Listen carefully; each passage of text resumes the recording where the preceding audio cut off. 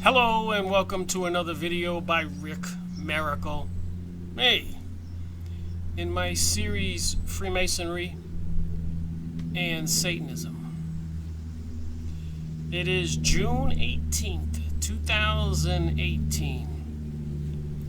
And I've been making these videos in this series since around September, October 2013.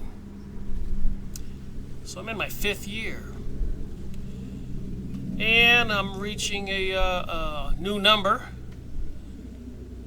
202 in the series, starting on my 300 books that I'm going to be making videos on in the next year or so. So I thought I would pick something interesting. The NEPHILIM. What is this being on the book here? By L A Marzulli. The truth is here. I've been reading this for the last week. Let me read from the back of the book. They're not human. They come from somewhere else. Somewhere far away. A very provocative scenario. It appears L A Marzulli has done his homework. That's by Chuck Missler, author of Alien Encounters. The most exciting and captivating book I have read in many years. Dr. Richard Ford, Academic Dean, Pinecrest Bible Training Center. Enough realism to keep me glued to my seat until I read the last page. I believe NEPHILIM will set the market ablaze. Bill McGee, actor-director. L A Marzulli is the author of The Unholy Deceptions, sequel to the NEPHILIM, possessing in-depth knowledge on the topic of UFO cults. He lives in Malibu, California. I've been reading the book. A little bit about where we are today, 2018. I was listening to Max Egan, and he puts out some very interesting material. But apparently in China, they have these camera systems everywhere, including the classrooms for 5- and 6-year-old children, snapping a picture. According to Max Egan, when you're walking down the street, when you're sitting in a classroom, wherever you are, listening to things, your TV, your cell phone, iPad, and apparently you get graded. You can get points against you, and enough points will make you a citizen in bad standing. They'll actually have to come and arrest you and send you to a training facility. And apparently, according to Max Egan, they're planning this for the whole world.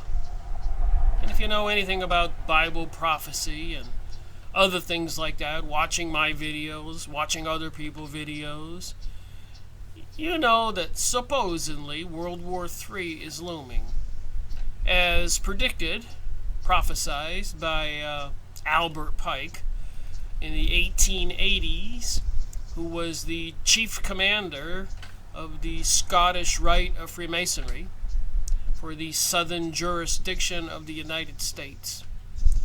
And apparently he was in communication with some otherworldly beings called masters, like Helena Blavatsky, Alice Bailey, Annie Besant, and so many more. And these masters can communicate telepathically. They can appear in visions. They can appear in dreams. They can appear just as a voice. Can't see anything.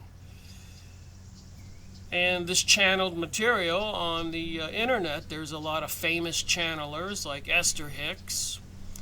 And then you have other people talking about astrology, with the moon going into Taurus and Saturn going into Libra and all this seemingly occult knowledge, Kabbalistic knowledge, mystery religion knowledge. Okay, who is it? And another question is, what is it? So I've been reading this book, and remember, my videos are just a conversation. When I read, I think. And I pause when I make videos, and I talk about what I think. And not necessarily do I expect people to believe me. I enjoy getting comments from people, steering me this way or that way, saying, Rick, you're wrong here, but you're right here, and leaving their comments in other books that I reference, and eventually many of them that people mention. I go buy the book, and here we are, talking about the Nephilim. So what and who are the Nephilim? Well, apparently in the Bible. Sometimes I get this backwards, so bear with me.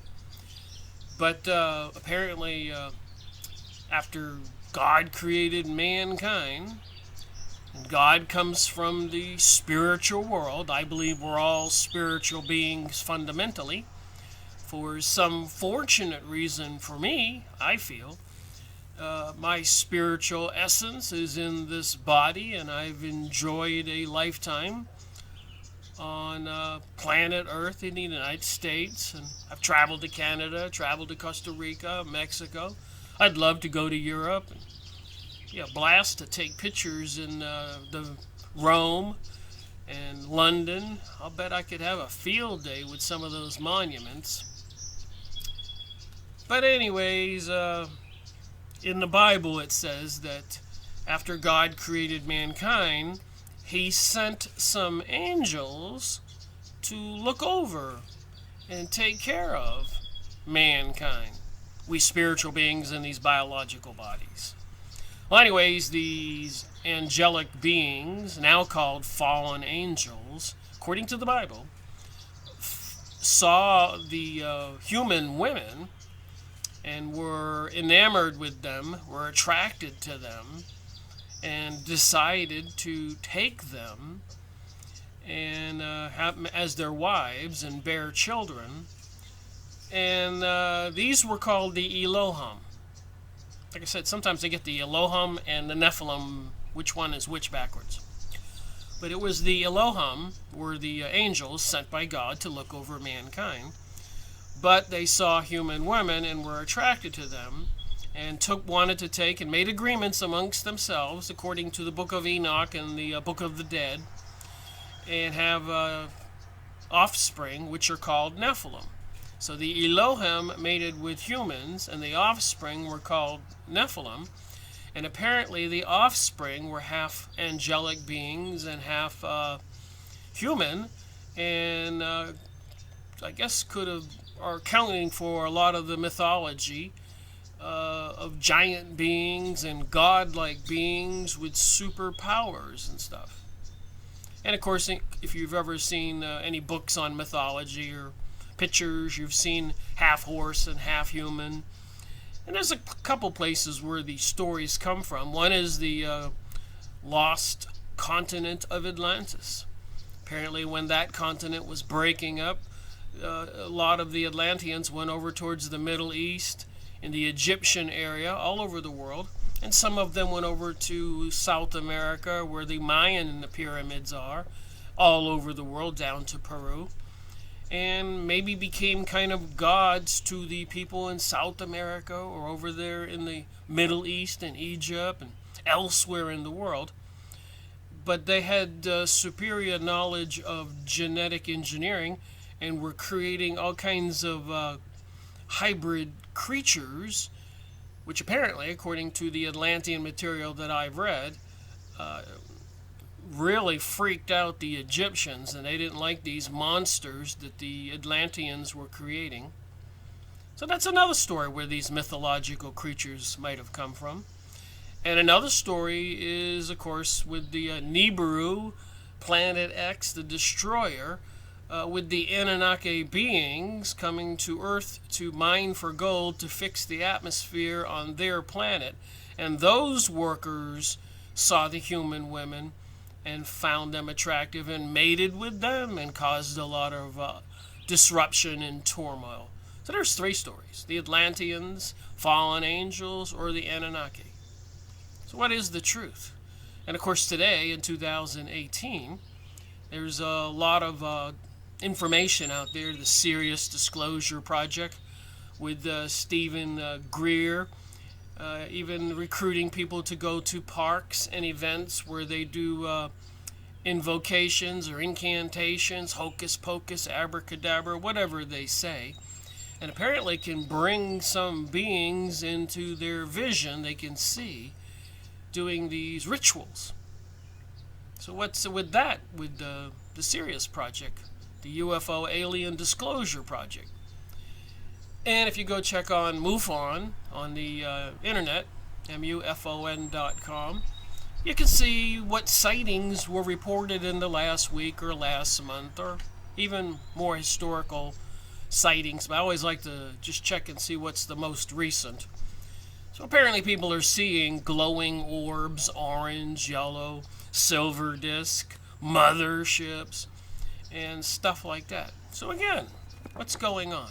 And then of course their geoengineering seems to be going on planet Earth right now, with the massive dumping of chemicals in our sky. You can probably go outside your house right now and look up and see the plane streak by and do a long dump of chemicals, and if you pay attention, it'll unfold into a vast sheet of white powder, making your sky pasty white. Obviously, that chemical has to get into the clouds and into the air and into the oxygen and into you and me. Why? And now with the microwave expansion of the G5 network, and all the information out there about that, and if you think about it, it's common sense. You would not stick your head in a microwave oven, would you? Then why would you put up a microwave transmitter every 1 mile with gigantic cables supplying power to it? So what are they planning to do with this seemingly weaponized microwave radiation and something called the Beast computer system, or artificial intelligence, AI? It does seem like we're going like a freight train into the future of some major changes, and the powers that be are preparing for this. And there's a lot of talk about economic collapse. If and when it happens, they will, of course, have done it intentionally. There's no reason for them to crash the system. Spending trillions and trillions on this global world order they're creating, killing citizens in Syria and all over the Middle East and other places. And they've been doing it for the last 100+ years, 200 years. So this is no small program.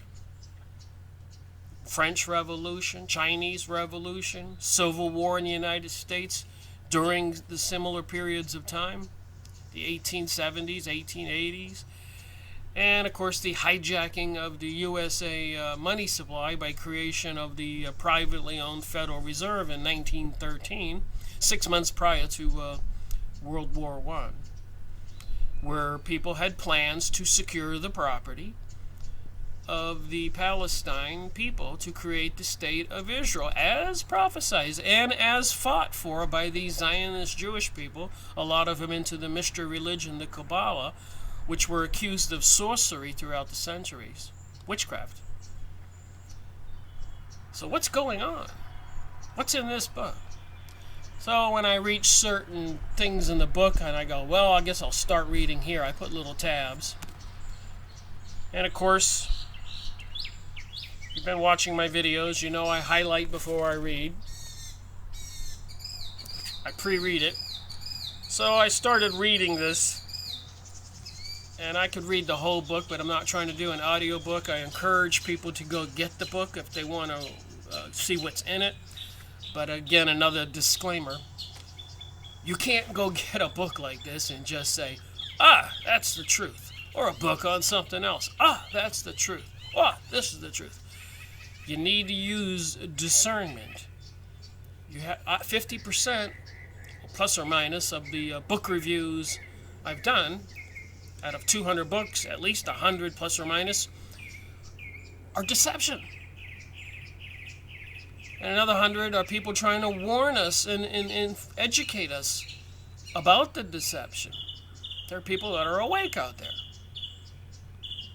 So it's kind of hard to tell how many, which could be 110 deception, 90 are truthful. Some of them you just can't tell. That's my biggest point. You just can't tell.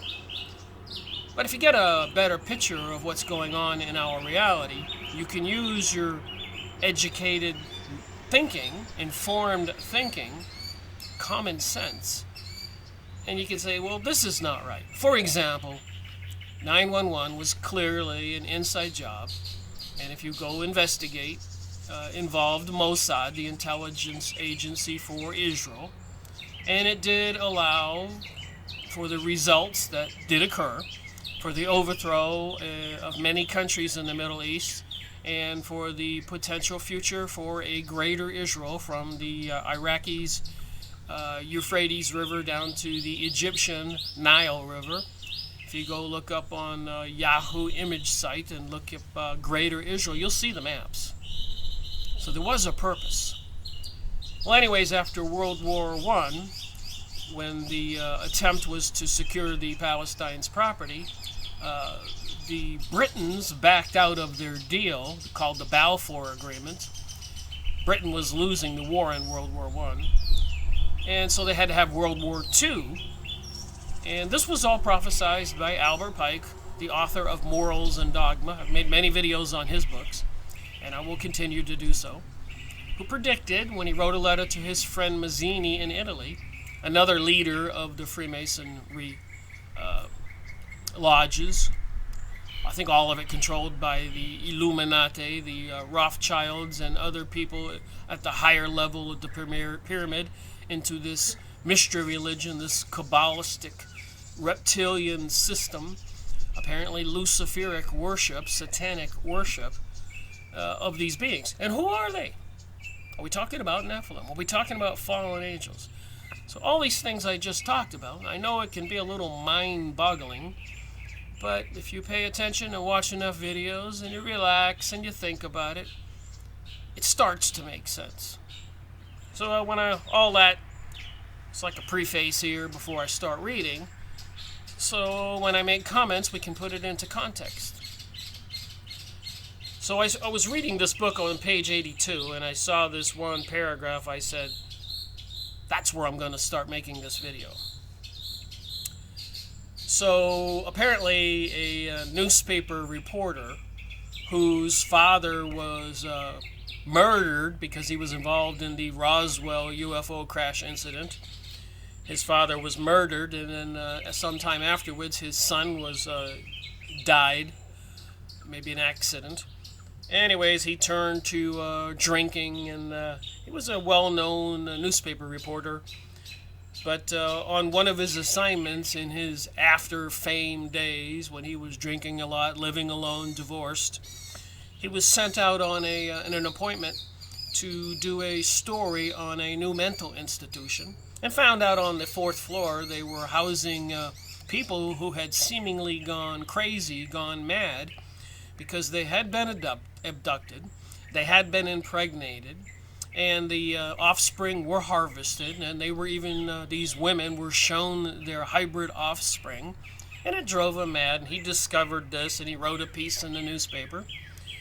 And some people on the inside who wanted to get a particular story out about something that happened in Israel contacted him, and that takes us up to page 82. So he's over there. His name is Mac. And they're having a discussion. And apparently, helmeted soldiers with automatic weapons seem to be everywhere. It looked like a war zone. It is, unfortunately, one of the Israelis is telling Mac. If we relax for even a moment, our neighbors will push us to the sea. So that's how this book describes the situation. How so? Mac asked. Remember the 6-Day War, or the Yom Kippur War. Who attacked first? Without waiting for Mac to reply, he continued, You see, we are a small country, just over 300 miles tip to tip, and maybe 50 at the widest place. Small country, Israel. We are surrounded by people who think we have no right to the land. But our claim goes back thousands of years. So I read this up to page 82 with all that other pre-reading material, and I realized that some of the stuff I read here, it seems that somebody's being a little disingenuous. But our claim goes back thousands of years. So if you know anything about the Bible, you know that when Moses assisted the Hebrews, don't want to call them Jews, from captivity in Egypt, apparently some being on top of Mount Zion, told Moses to build a box made of gold with a cherubim on top. And apparently this divine essence being, maybe one of these fallen angels, got into the box somehow, and they carried it around with 4 men with long poles, this Ark of the Covenant box. Anyways, the being in the box told them that they were this God's chosen people, and that the land of Canaan was to be theirs, now called, of course, the Middle East, and the area where Iraq is, and Egypt, and Israel, and Syria, and Lebanon, and Afghanistan, and so much more. So the being in the box told them to go there and kill all the Canaanites. Who were the Canaanites? Supposedly they were giant beings. Here we come back to the Nephilim, offspring of the Elohim and human women. So he says, our claim goes back thousands of years, so I don't think it was quite 3,000 years ago. Maybe it was 3,000. How many years since Moses to Jesus? So anyways, 4,000 years, whatever it was, when they were guided by Moses away from Egypt, from captivity by the Pharaoh, and even all the plagues and all the other miracles, apparently magic, to convince the Pharaoh to let the people go, if you watch the movie.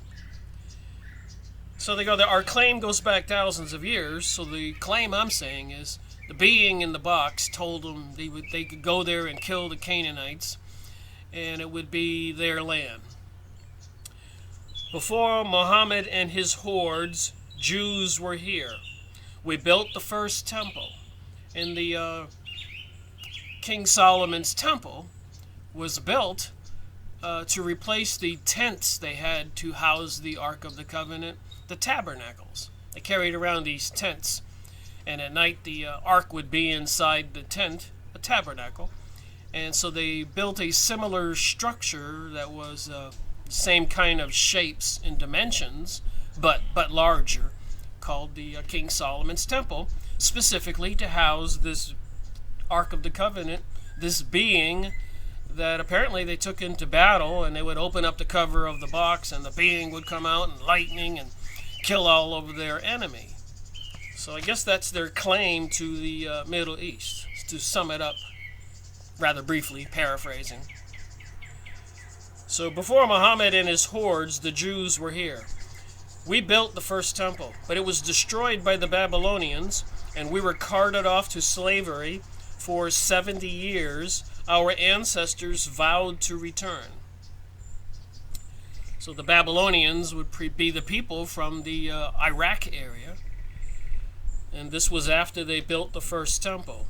We did and built the second temple when Titus and his legions came, burned everything, and killed 1 million people. New generations promised that one day they would be returning to Jerusalem and rebuild the temple.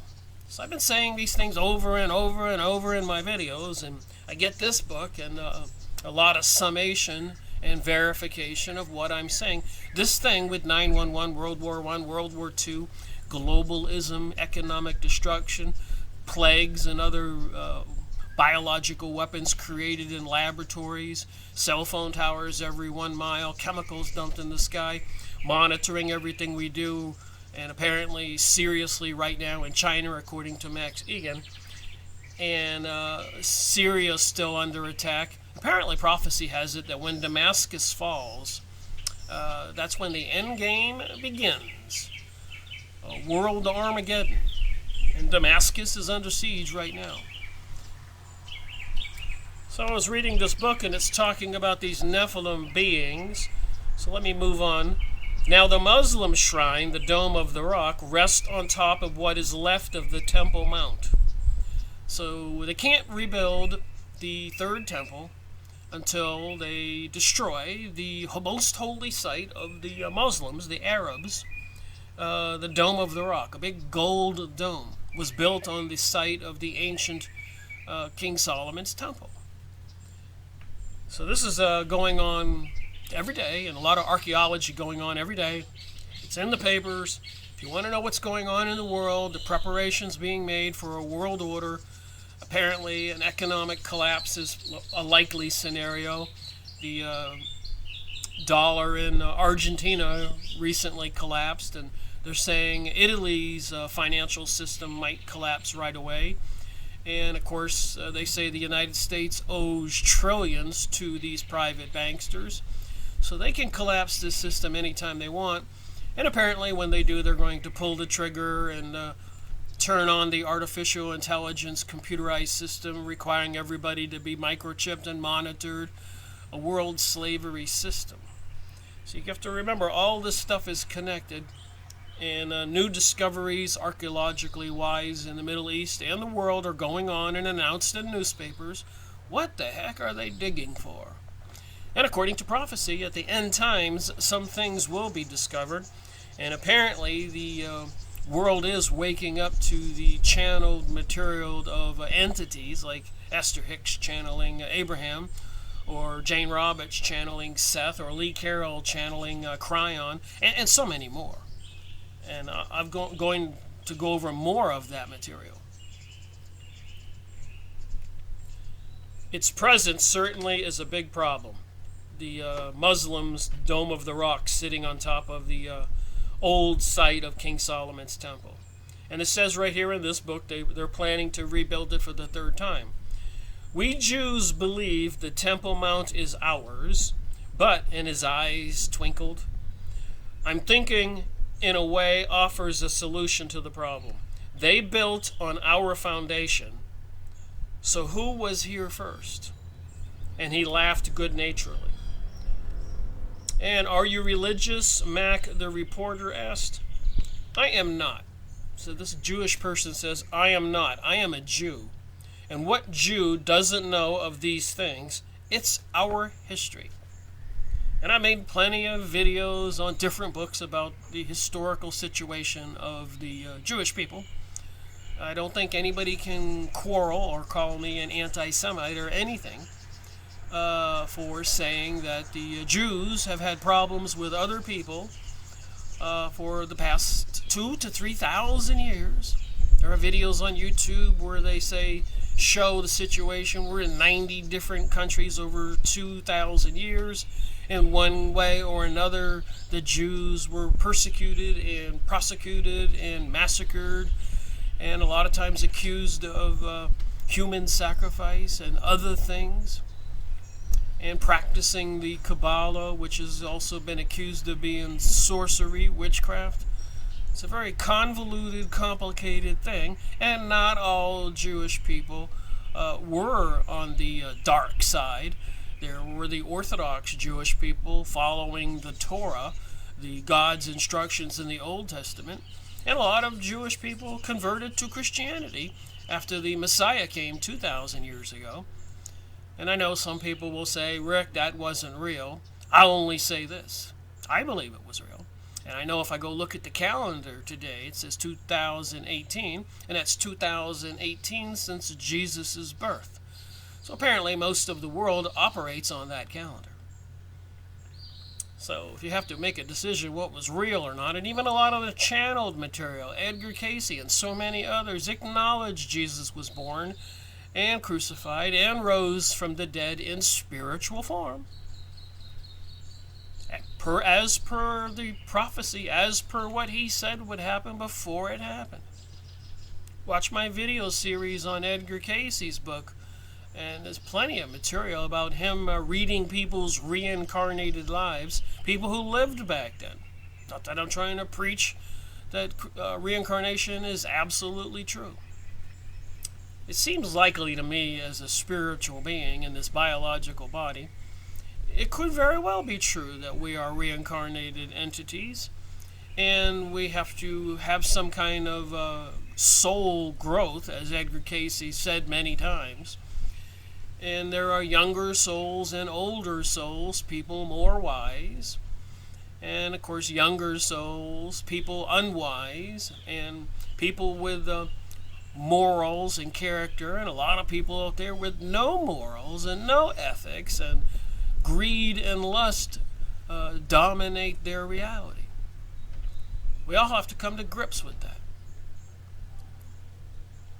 So this guy says, I am not, I am a Jew, if he was asked if he was religious. So what do you think? Would it be religious for this guy to think that they deserve to have the Middle East land for the state of Israel, and even half of the Middle East lands from the other countries for a greater Israel, and some God told him it was his? So again, I guess the guy was being a little disingenuous. I would say that he is religious.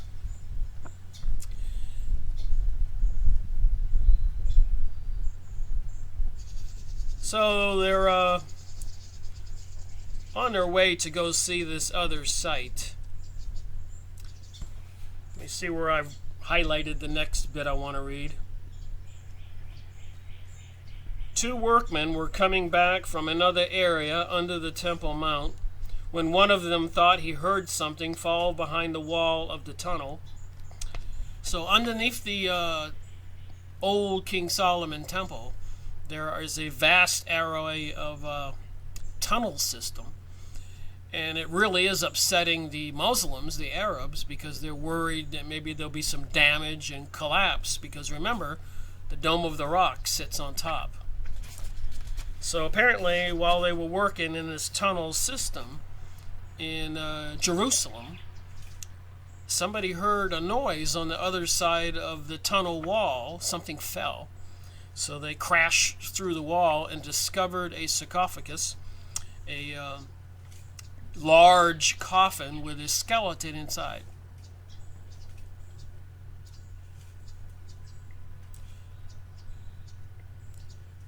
All right. Over here on page 85. Unbelievable, he murmured. A good word for it. The dome, you see, is the Muslim shrine, the Mosque of Omar. It sits on what is left of our Temple Mount. Below it is the most sacred place to any Jew. So if it's the most sacred place to any Jew, why did this one Jewish guy said that he wasn't religious? The Wailing Wall. And of course the Wailing Wall has most of the dignitaries like President George Bush Jr. and many others. They go to the Wailing Wall with that little cap on their head, and they fold up a little piece of paper and stick it in the crack and say some kind of utterances, incantation, invocation, prayer.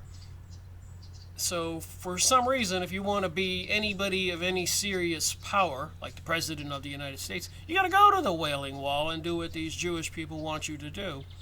And probably are part of these Freemasonic or Council of Foreign Relation, Illuminati, Knights of Malta, Knights of the Garter, Club of Rome. All over the world they have all these lodges and temples and organizations that are secret. And it's this similar mystery religion for all of them, worshiping some ancient gods. So the Wailing Wall is mentioned here. Jews come here from all over the world just to touch it, to kiss it, to wet it with their tears and pray before it. The Rabionic tunnel is underneath. This is where we will be in some minutes.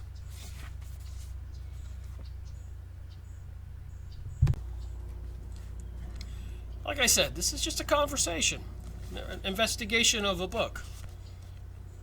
And like I said, you have to use discernment, but there is some information here, and if you read all the different sentences and you are using discernment and you go, well, wait a minute. This is why 9/11 happened. This is why you can find the maps for Greater Israel. This is why they had to destroy all those countries in the Middle East. This is why they had to have World War I and World War II. According to my common sense thinking, after reading books since 2005, going on almost 15 years, 14 years, and looking up all kinds of documents. I have 10,000 photos, all cataloged in different shoeboxes, maybe a couple thousand photos, and paid for them all, 19 cents plus or minus each photo. Showed a lot of them in previous videos. I have a lot more to show. So I'm beginning to recognize a lot of things in these pictures. And then other internet websites, and then current press releases paying attention to that, and different wars or problems going on in the world, even the current inching up of gas prices and other cost of livings and economic predictions of a crashed system eventually. So I believe it's all part of this whole plan. Everything is connected. There are more tunnels than this one, Uri explained. They go in all directions under the Temple Mount. Here again is conflict, as the Arabs are afraid we will undermine the Dome of the Rock with all of our diggings. There is even a rumor only, mind you, that the lost Ark of the Covenant was found in one of the tunnels. Here we go with the Ark of the Covenant, which apparently housed this spiritual god, demon, entity, being, who would raise a ruckus and go into war and kill people, and sometimes could go into a rage and kill the Hebrews back then, who were carrying it. And sometimes it would lift the people, according to previous book reviews I've made on books on this subject, Graham Hancock's book. But it would lift up the 4 men carrying the Ark of the Covenant and float all of them along.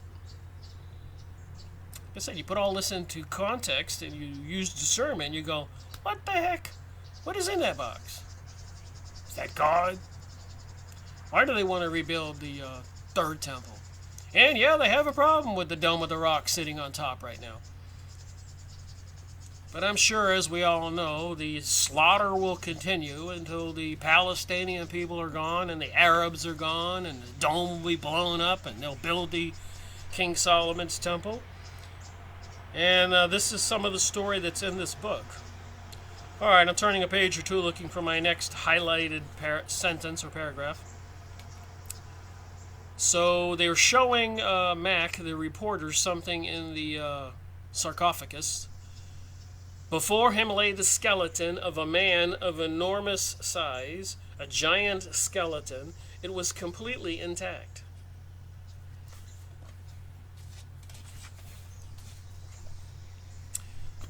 So, moving on here. Little story here. He's telling Mac about the King Solomon Temple and the Promised Land. When my ancestors first entered the Promised Land, under the leadership of Moses, they sent 12 men in to spy out the land. When the men returned, they reported giants living there. To use their exact words, we saw Nephilim. And the biblical story about the Nephilim is the fallen angels called Elohim, mating with human women, creating these Nephilim. We seemed like grasshoppers in our own eyes, and we looked the same to them. 10 of the 12 counseled Moses and the people not to go in. So Moses had sent in a dozen spies before he would go in there and go to war with the Canaanites. And they came back, 10 out of the 12 said, no way we're going into the land of Canaan, now called the Middle East or Iraq and Israel, etc. Because the beings are giants. And apparently they found one of these skeletons under the Dome of the Rock, under the King Solomon Temple ruins, in a sarcophagus, a big box. And it was a giant being. So the biblical story is 10 of the 12 people didn't want to do it. And of course, if you know the whole story, they had to go wander in the desert for 40 years, as prophesied by Moses, and that not one of those people would be left alive who refused to go into Canaan and kill the Canaanites, and a new generation would come back and do the job. Remember, they had the Ark of the Covenant, the power of this God to help them.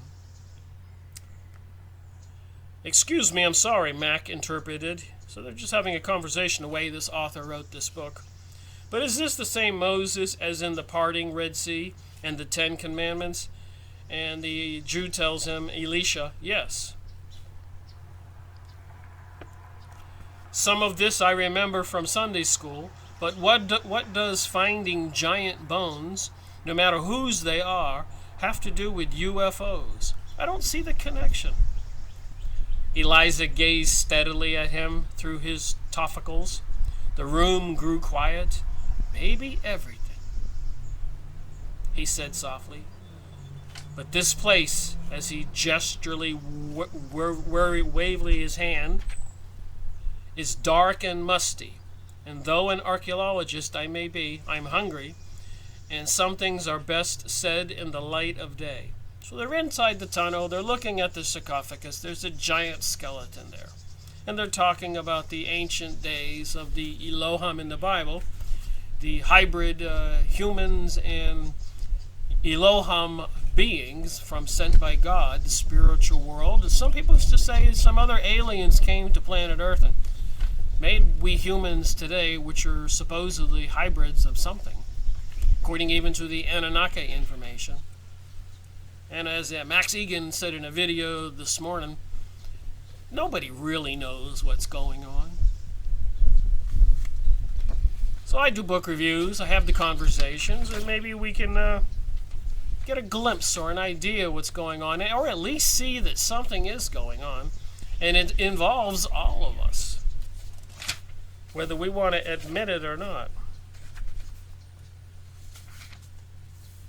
Alright, I'm looking for my next highlighted piece here. Alright, here you go, page 100.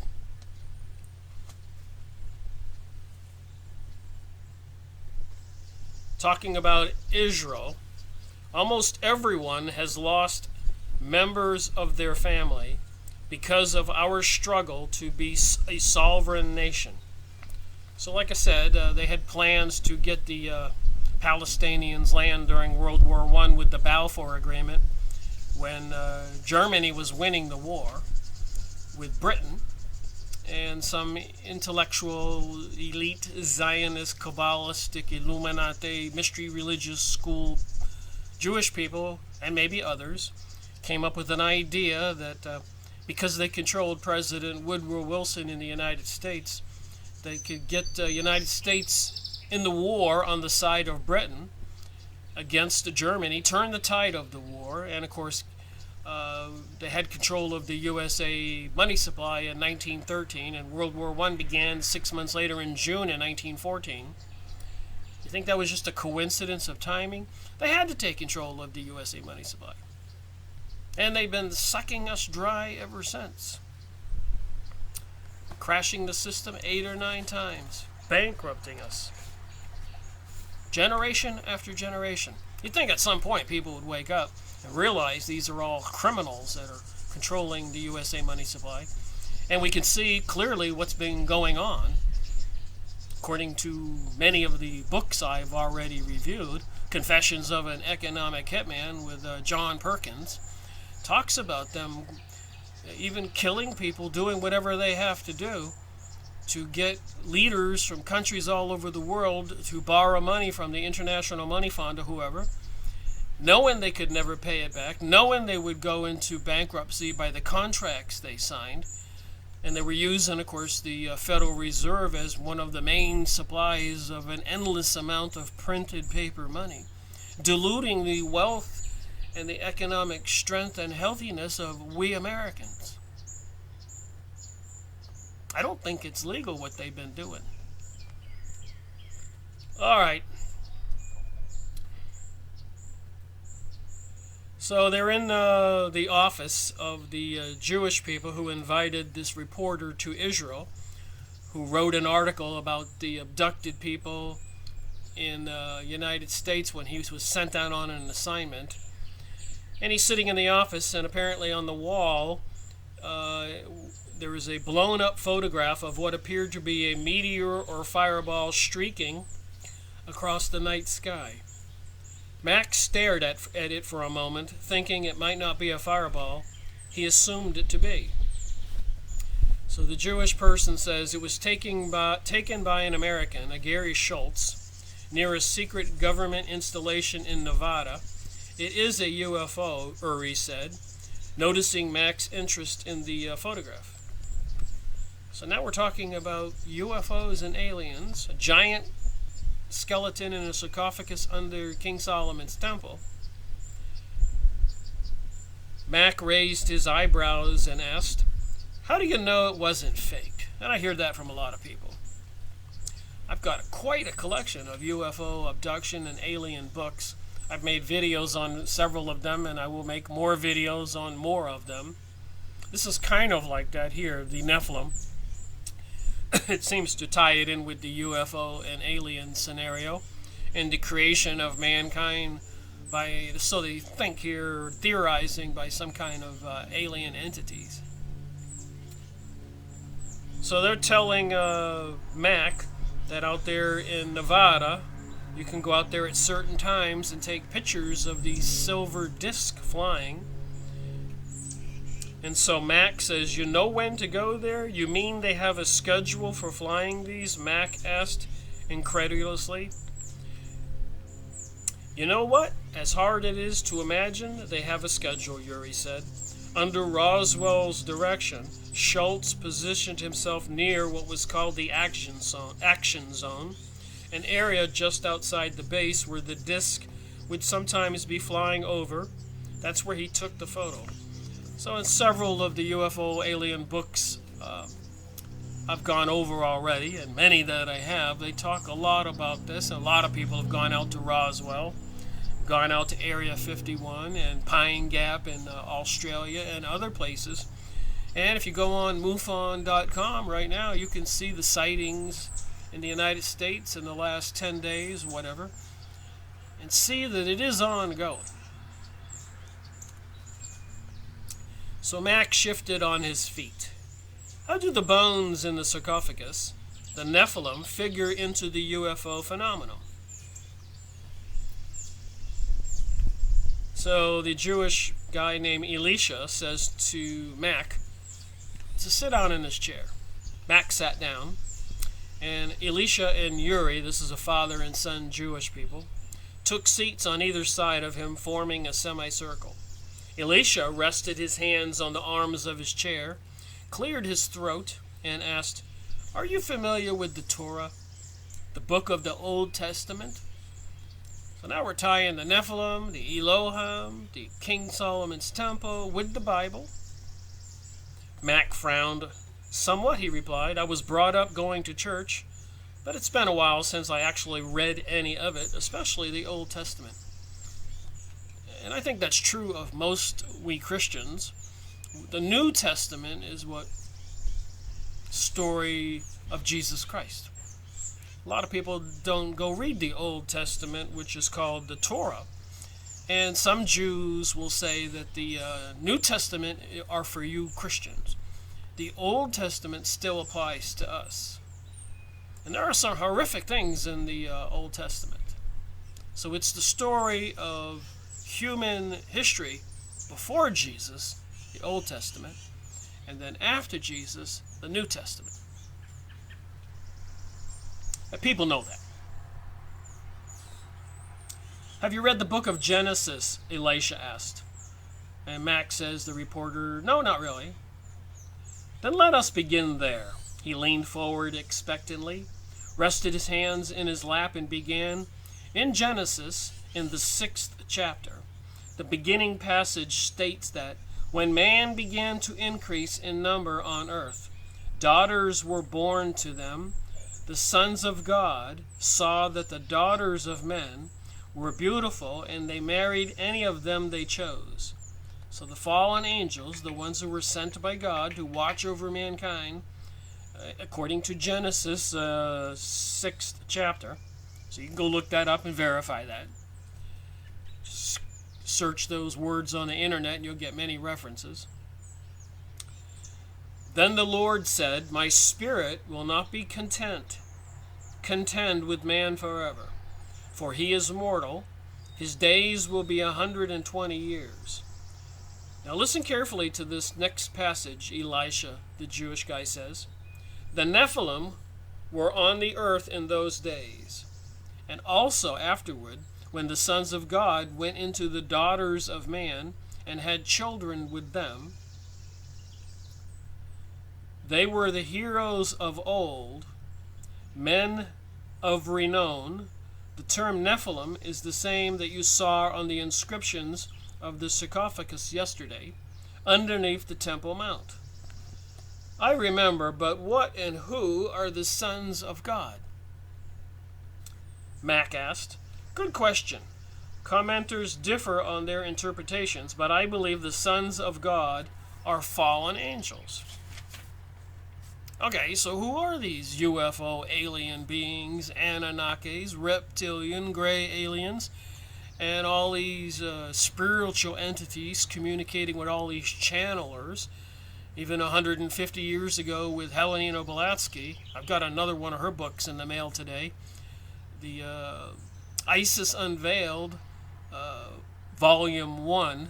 The last video I made was on the book I had, Volume 2, another big, thick book. And I've been reading it already, and oh my,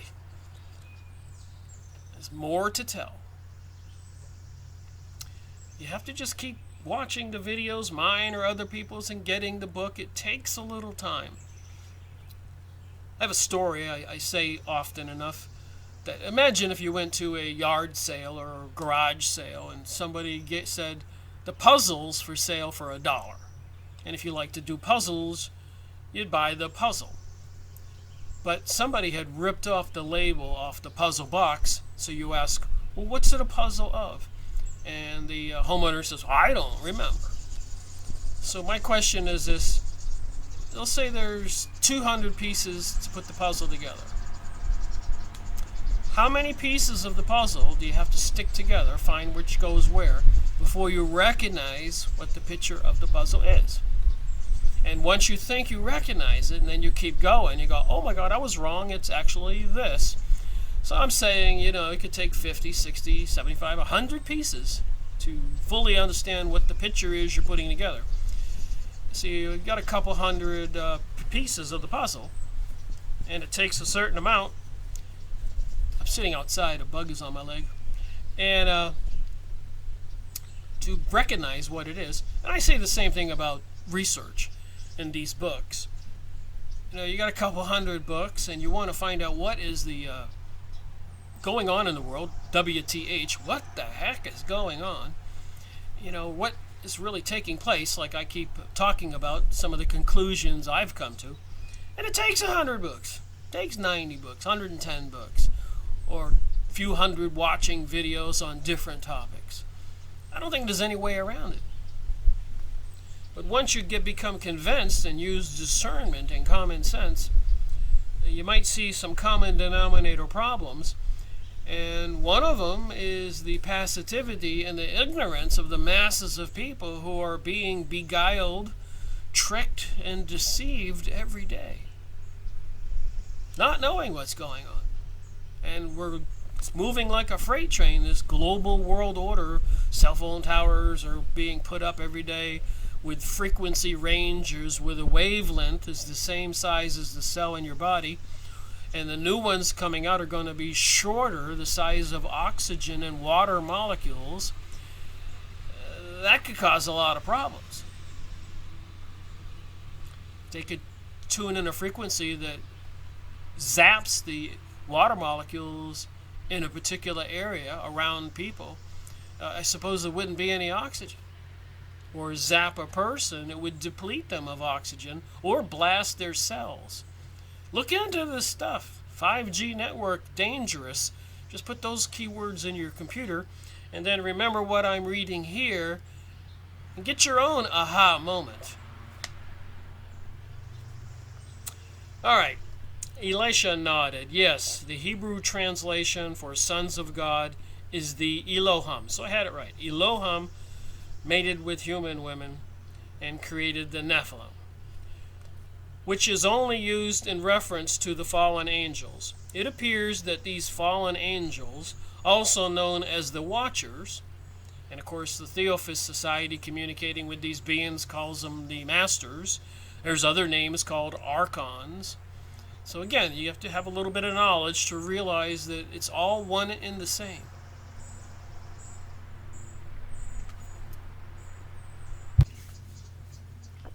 Alright, back to the book. So we're talking about fallen angels, also known as the Watchers, came to earth and resided here, resulting in an unholy union between themselves and earthly women. Their offspring were giants, men of great strength. But these giants, or Nephilim, were anathema, Anathema, cursed of God. According to other apocryphal texts, they corrupted the entire earth with violence, so much that God had little choice except to destroy them.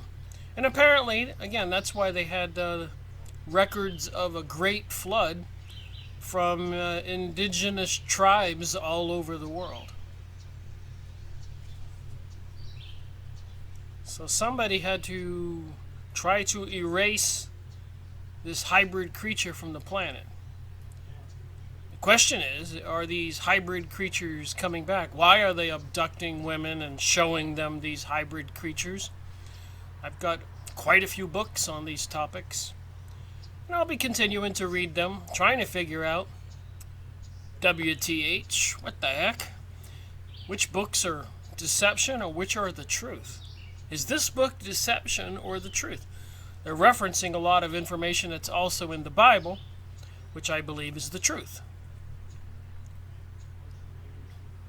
So God had little choice except to destroy them. He paused for a moment and allowed Mac, the reporter, to digest what he had said. However, underscoring this is something far more sinister, pernicious, if you will. It seems that by corrupting the human offspring, the angels may have altered human DNA so much that the human race was corrupt, tainted, essentially not human. And if you follow this line of reasoning one step further, this would negate any hope of a promised Messiah. So when I read that, a promised Messiah being born of men, so he's trying to say maybe Christianity, Jesus is not coming back because of this situation. But you have to also use discernment and realize who just said that. This Jewish guy who said he wasn't religious, but he would fight until the death for the holy sacred sites and the new country, Israel. So God saved those who had not been corrupted by the fallen angels.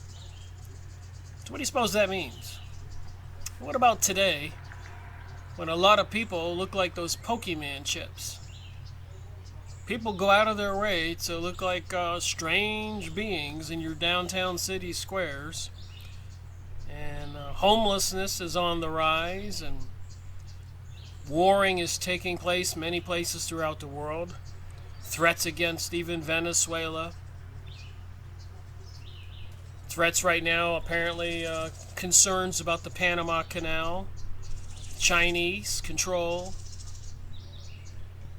I think it's all being orchestrated by some entities looking for this prophesized global world order. And I think that's why it's important to wake up and be alert. If we are all spiritual beings, and we realize that in the Bible is to believe and have faith, then apparently you are protected. In the Bible it says, all those who seek refuge in me, I shall be thy shield. So I guess we need to ask ourselves, who and what do we want to believe in? Not trying to be a preacher. It seems like a serious global event, a threat to the world.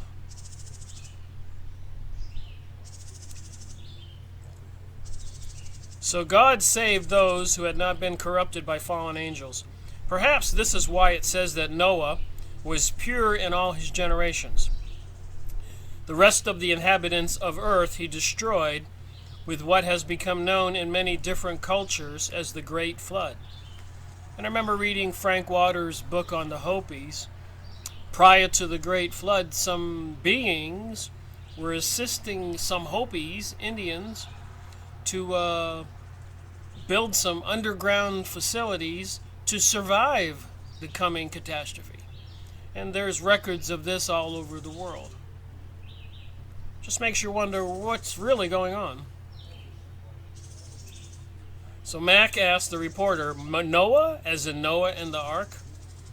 A bit amused by the prospect of this seemingly learned man believing in something as mythical as the flood. And like I said, this worldwide records from indigenous tribes all over the world. Even in Ecuador, they have the huge caverns apparently cut out with some kind of lasers that could cut rock. Eric Van Doniken's book, The Gold of the Gods, where they found all those 3-foot-high gold plates with all those etchings on them. Then I've been watching Harry Hubbard's video this morning, a video that's an hour and 20 minutes long. I watch about 10 or 15 minutes a day. So it takes me a few days to get through some of these videos. A slideshow of some artifacts found in a cave in Illinois. You can look up Harry Hubbard and cave in Illinois and find these videos. But those artifacts, like I said, an hour and 20 minutes, I've got 10 more minutes to go, looked eerily similar to Egyptian hieroglyphics and the artifacts of Eric Van Doniken in the caves in the mountains of Ecuador.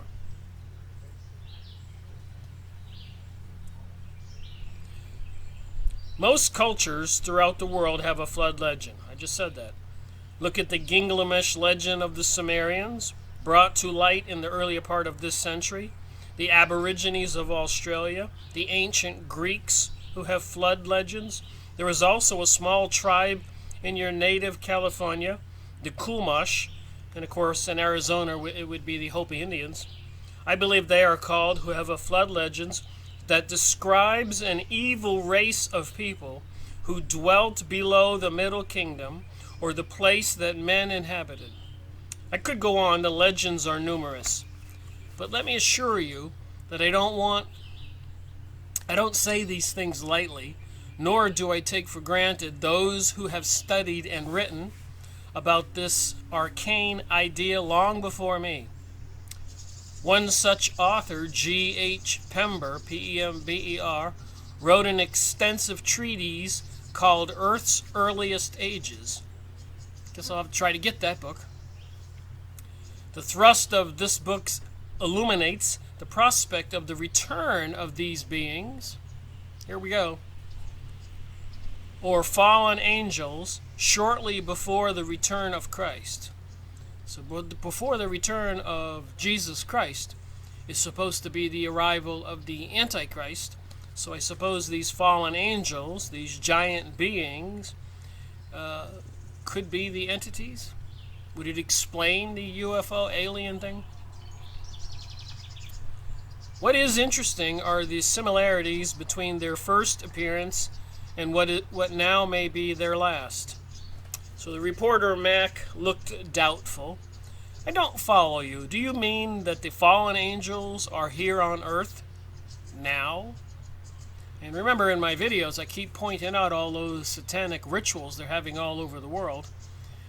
Eurovision with Conchita Wurst, the face like Jesus and the body like a woman in a silky dress.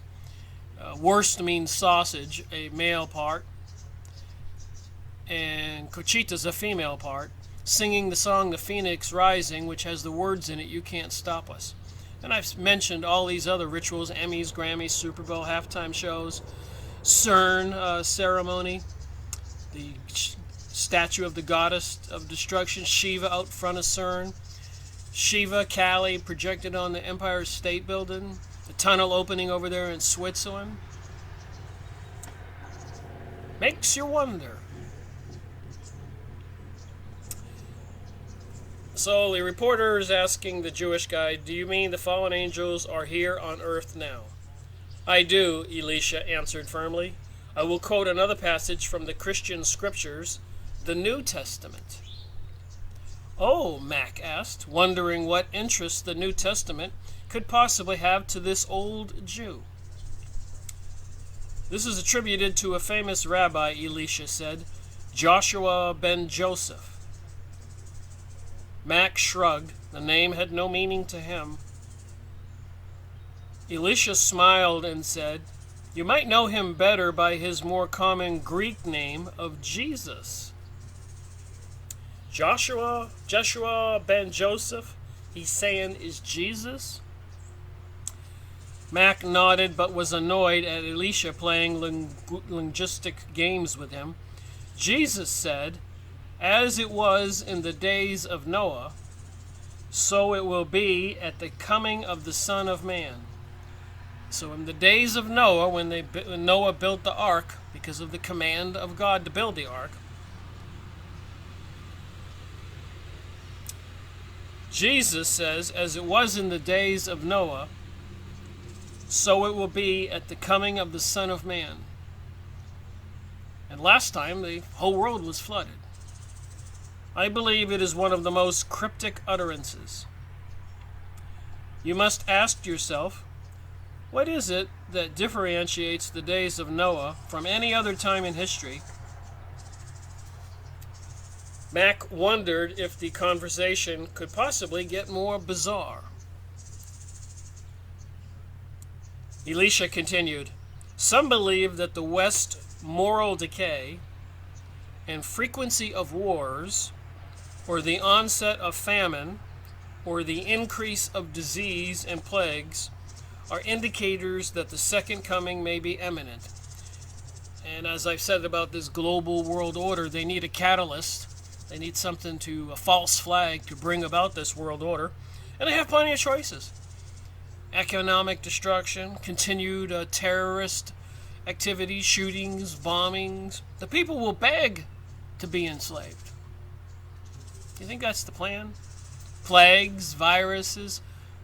I remember recently I got a physical, and the doctor recommended several vaccines at my age. And I said, no, I don't want them. And the nurse said, it's not for you. It's to protect other people.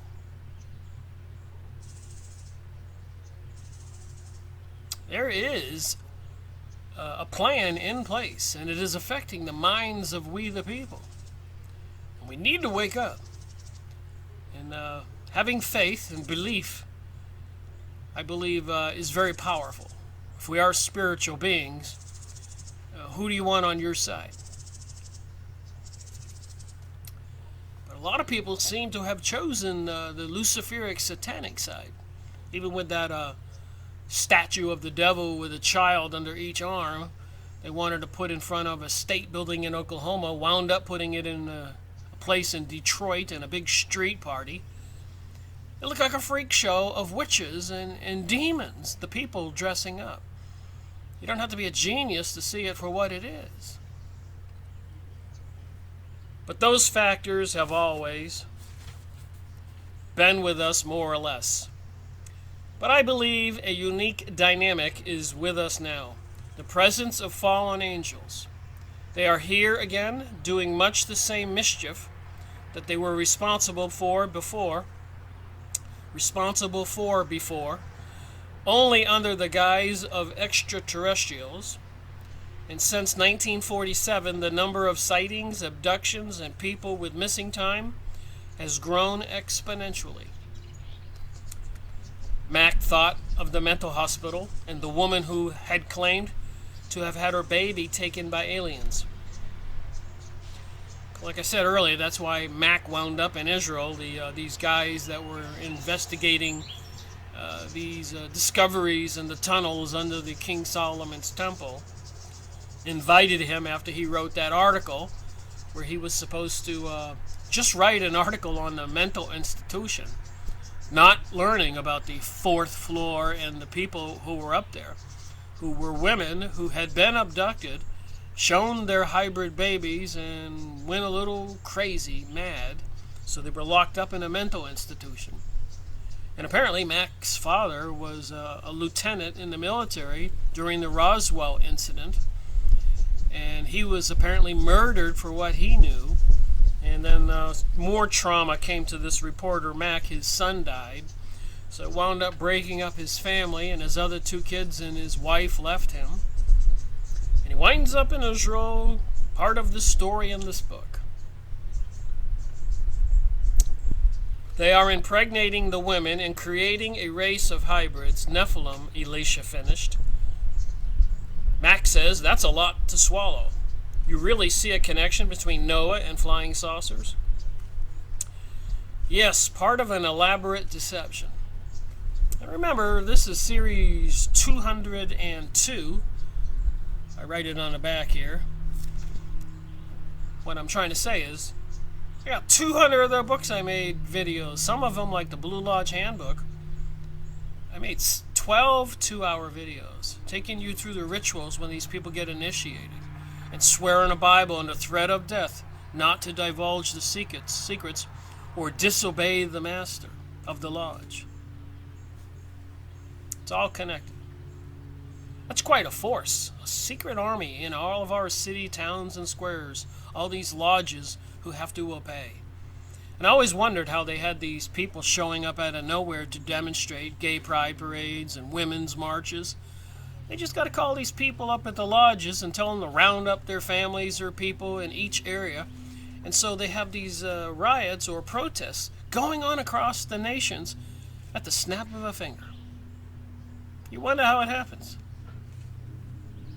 The organizations have permeated every aspect of our world.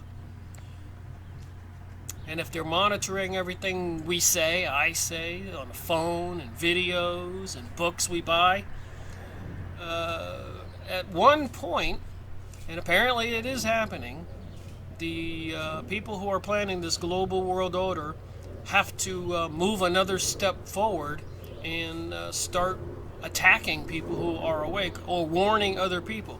So I suppose if you actually become effective and popular, probably wouldn't last very long. Remember what President John Kennedy said prior to his assassination. Secret societies are repugnant to the American way of life, and I intend to expose them.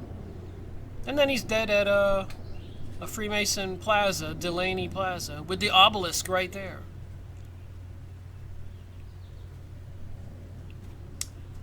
Doesn't take a whole lot of thinking to connect the dots. And not all Freemasons know what's going on. There's many books about the higher-ups laughing at the dupes and idiots at the lower levels who have not a clue. They join it for their fraternity and business contacts and socializing. And a lot of these clubs everywhere, different organizations.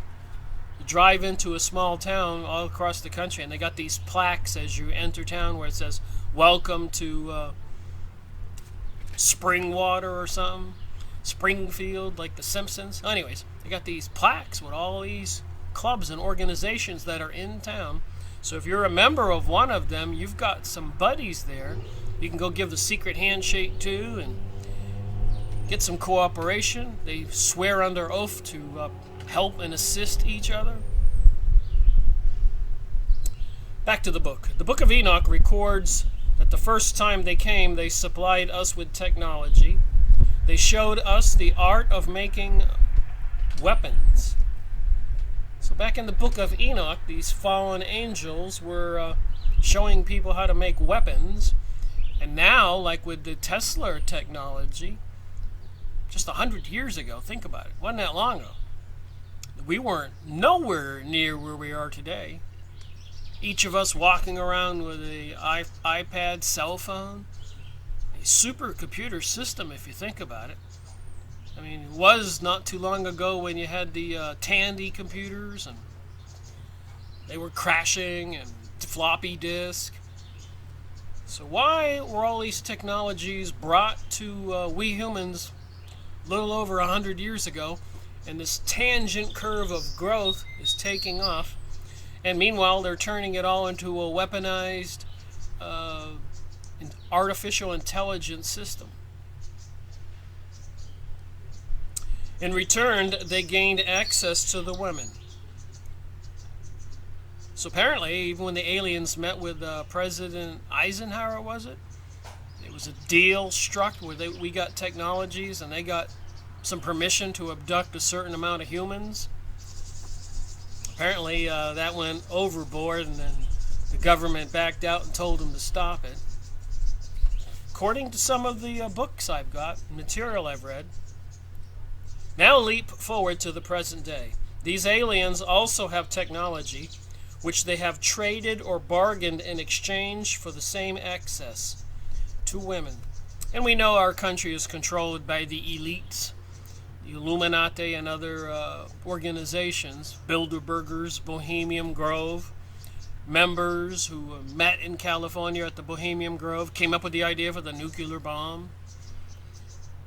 I wonder if they would throw us all under the bus. And the answer appears to be absolutely yes. FEMA camps, cell towers every mile, dumping chemicals on us, genetically modified foods, mercury in vaccines, forced vaccines, secretly microchipping children every day. It's coming at us like a freight train. All you have to do is look around. Back to the book, page 106.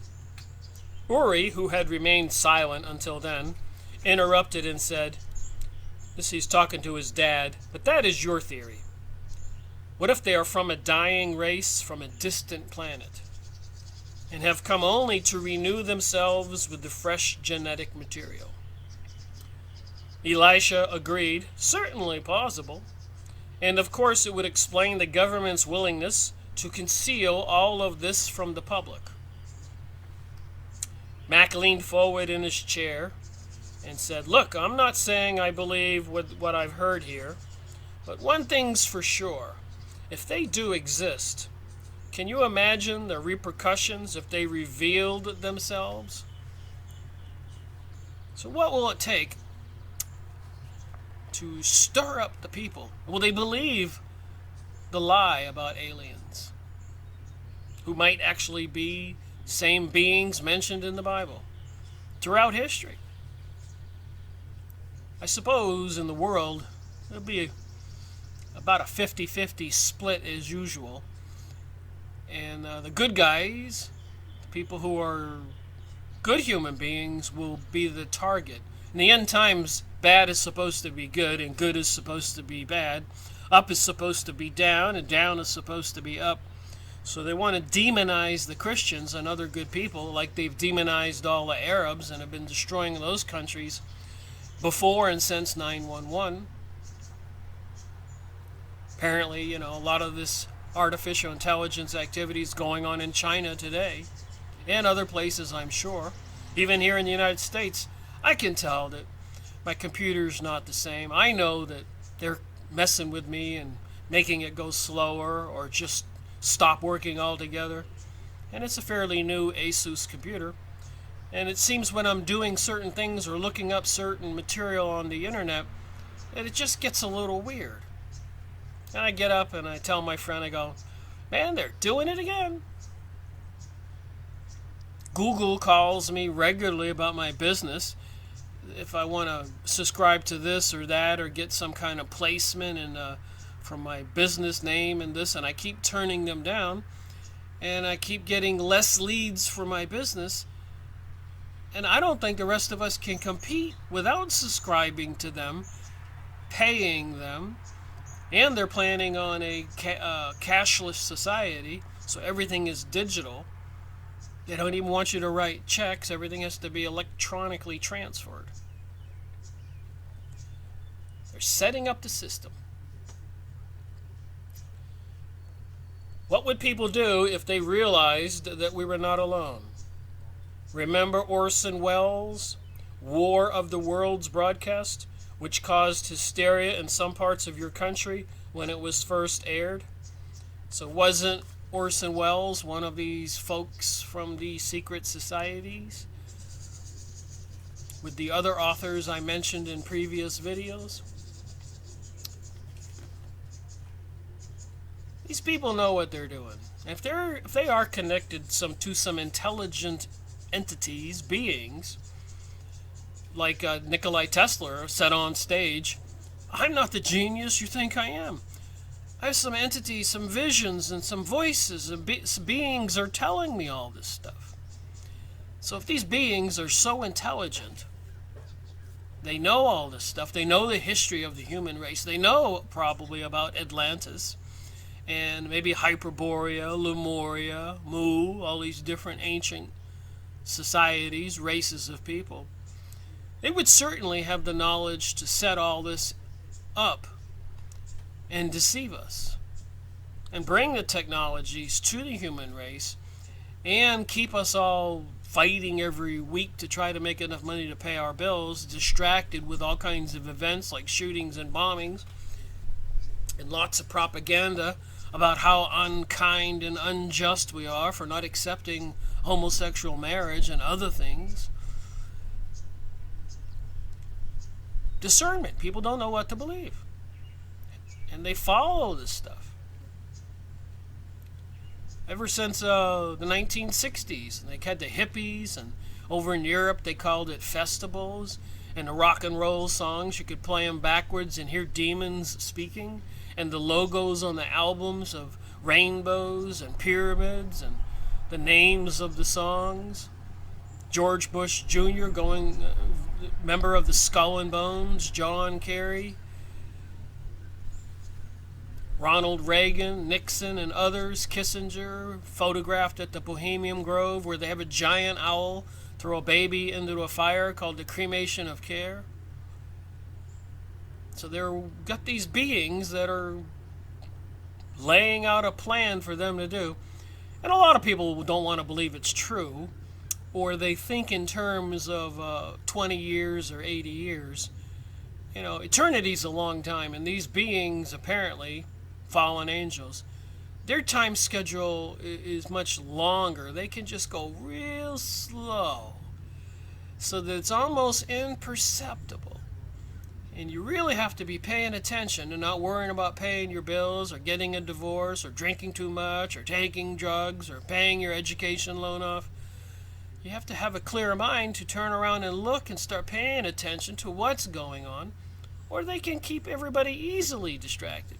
Super Bowl football games, Emmys, Grammys, American Idol program, TV programs like Lucifer, Gotham, making TV programs like Hogan's Heroes, making the Germans look like stupid people. And prior to World War II, there was a book published, Germany Must Perish, prior to World War II. And it was calling for the destruction of every man, woman, and child with any German DNA blood. Prior to World War II. Some Jewish people published the book and other material in New York and other places. Prior to World War II.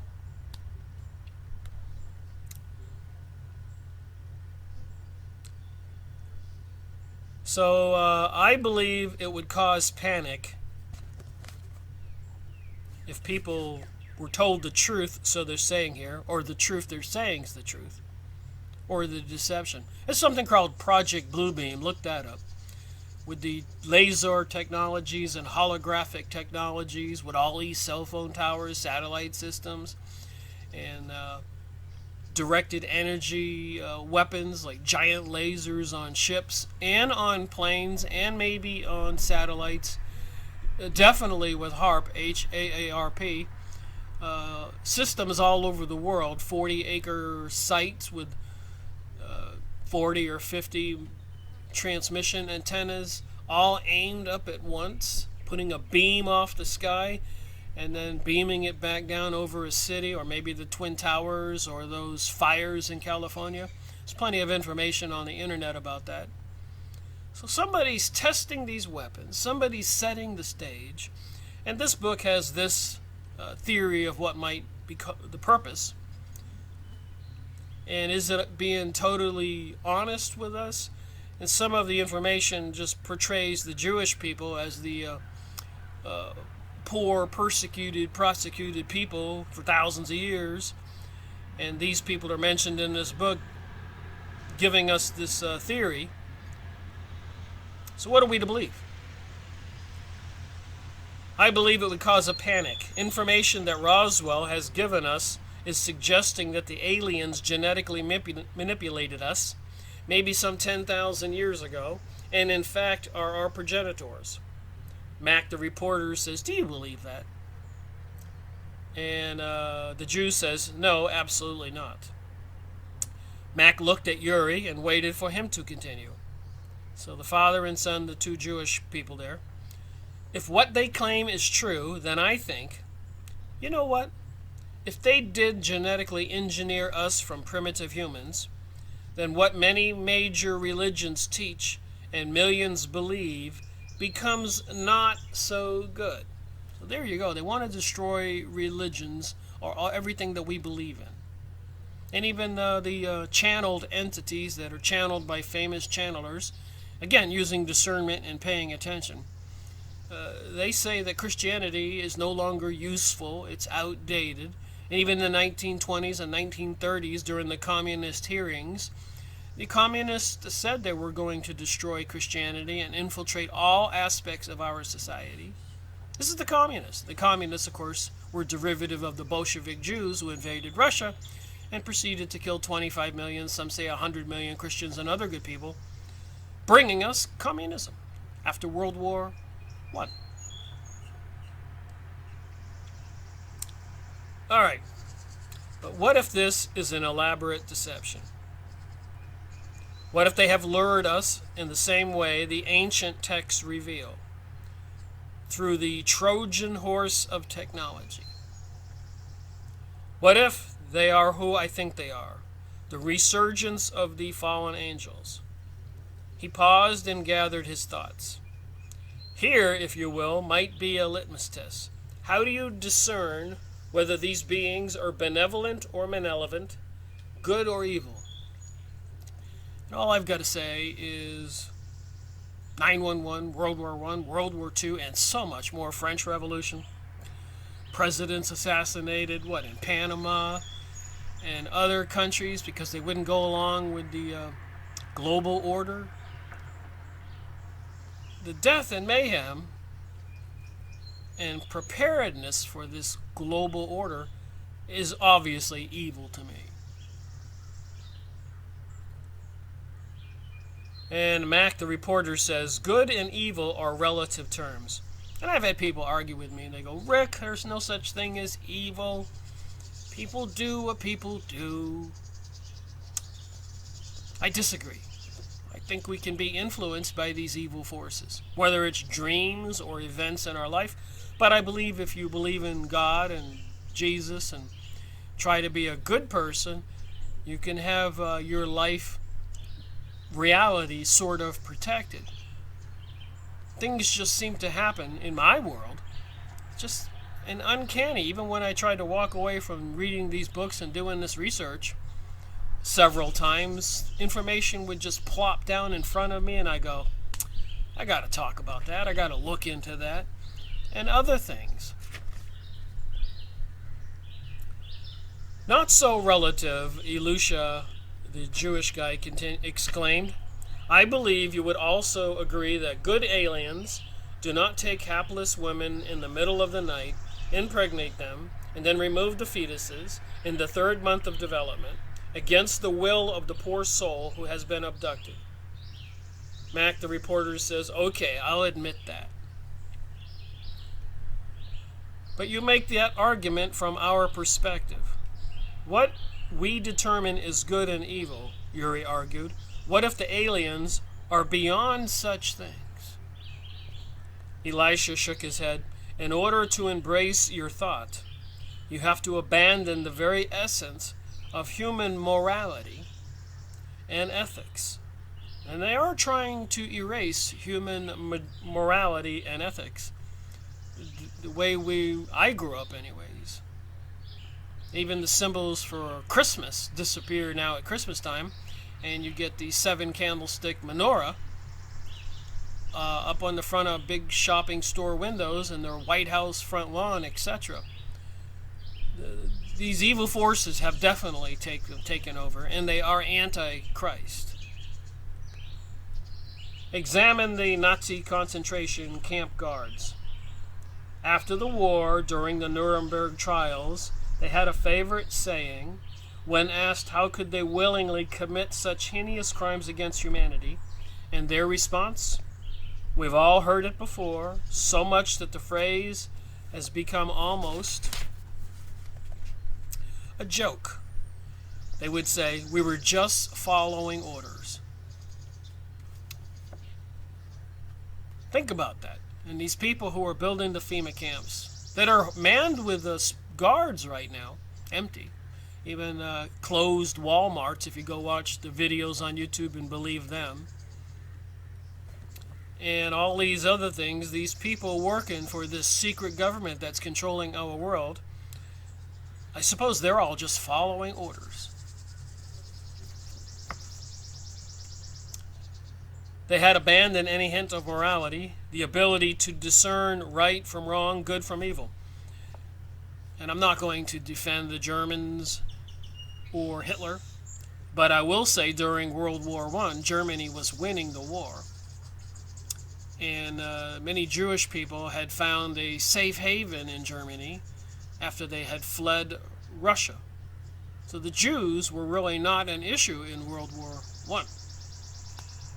And Germany was winning the war, and they had a war between Britain and Germany because, as we know, Britain, the kingdom where the sun never sets, was diminishing, and the German Empire was growing, so that had to be nipped in the bud. But prior to that, in hundreds of years, the Zionists have dreamt of the day that they would be rebuilding King Solomon's temple, the place where this sarcophagus was found in this book, and regain their kingdom and consider themselves God-chosen people, the ones who would rule the world, the rest of us, I guess, as slaves. So World War I, these Jewish people approached the British with Mr. Lord Balfour and said, hey, we can help you win the war and turn the tide. We control the American president, the American money supply, and you'll win the war, but we want the Palestinians' land, called the Balfour Agreement. Look it up. And after World War I was over and Germany lost, during the trials, it came out during the hearings, if you can believe this, the Versailles hearings, that the Jewish people said, we want the Palestinians' land now. We did as we promised. And the Germans were sitting there going, what? All these Jewish people who were living in Germany had betrayed us? We lost the war? This is devastating.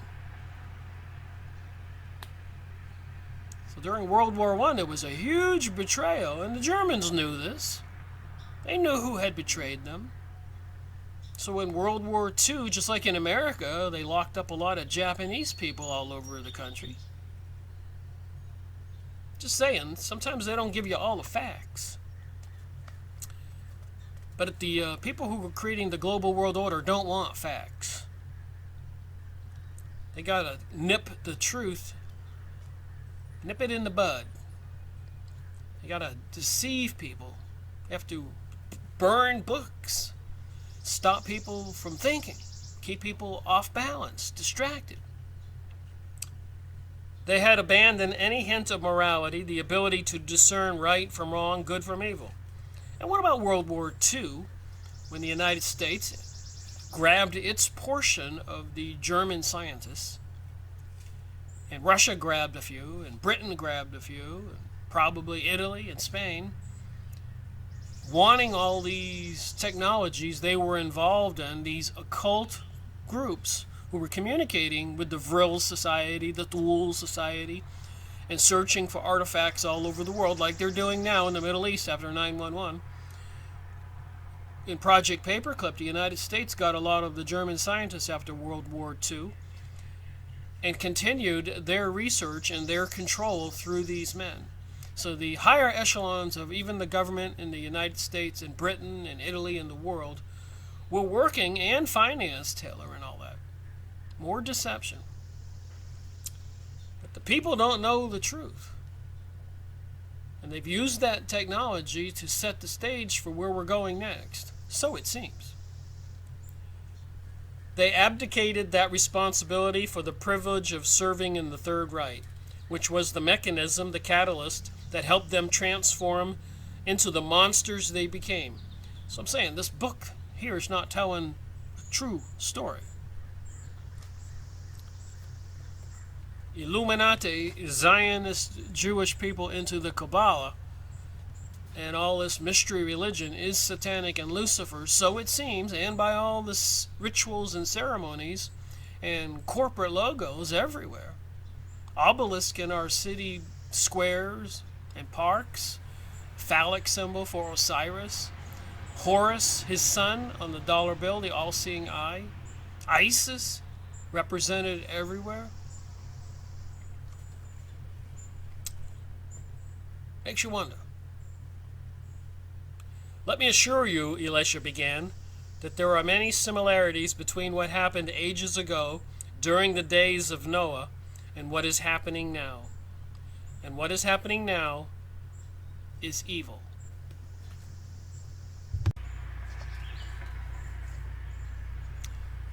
So I'm not opposed to reading these books.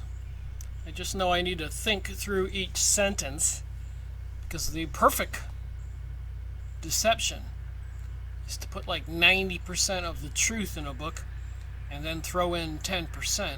Kind of sway people along. A lot of your popular speakers do that all the time. They're speaking away and people are going, yeah, yeah, yeah. And then they slip something else in and people are just caught up in the moment and go, yeah. They don't realize what they were hearing. President Donald Trump, make America great again. President Obama, change, change. What do we get?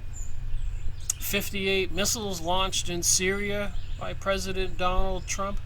The mother of all bombs dropped off on Afghanistan by President Donald Trump. The recognizing Jerusalem as the capital of Israel, something the Zionist Jewish people have been fighting for 1,000 years, longer. Makes you wonder.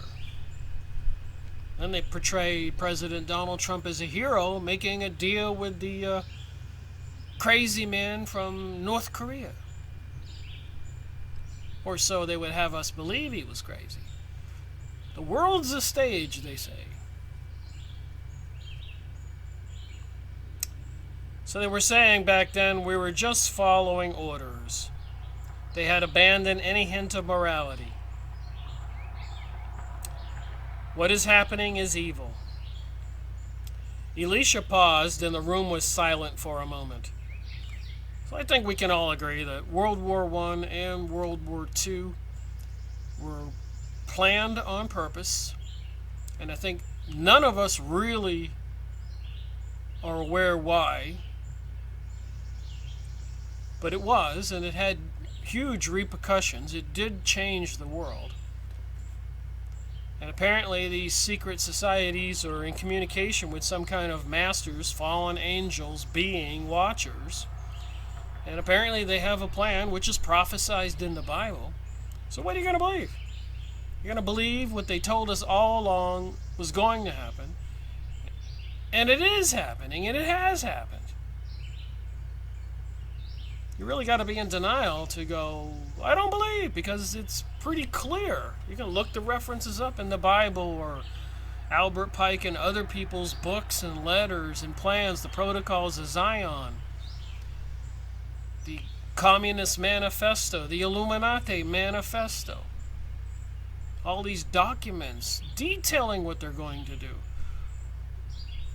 The report from Iron Mountain, I made a video on that book. And so many of the other books I made videos on of people showing us it was planned. AIDS and Ebola by Leonard Horowitz. You know, they went to Alaska 2 times to get some of the DNA from somebody who had died from the bird flu disease or Spanish flu. Took it to a lab and reinvented it, and apparently they created the AIDS virus and trying to create targeted viruses.